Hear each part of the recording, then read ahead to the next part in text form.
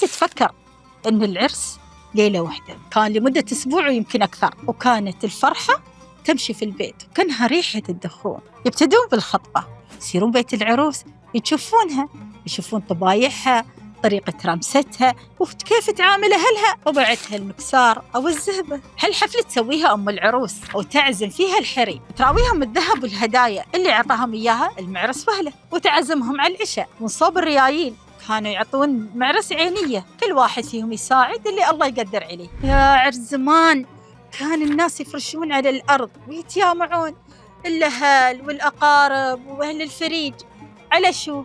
على عيش ولحم وهرس. وبعد ما يمر على العرس كم شهر، فيهم بنيتهم تقعد عندهم كم من يوم، لكن ماتي خالية كان ميرها وياها من الهدايا ومن الأكل اللي الله يجود به من أهل المعرس. زين، وبيني وبينك لو عرسك الحين قريب، تباه مثل عرس أيام زمان في الفرجان الأولية ولا تباه مثل الحين؟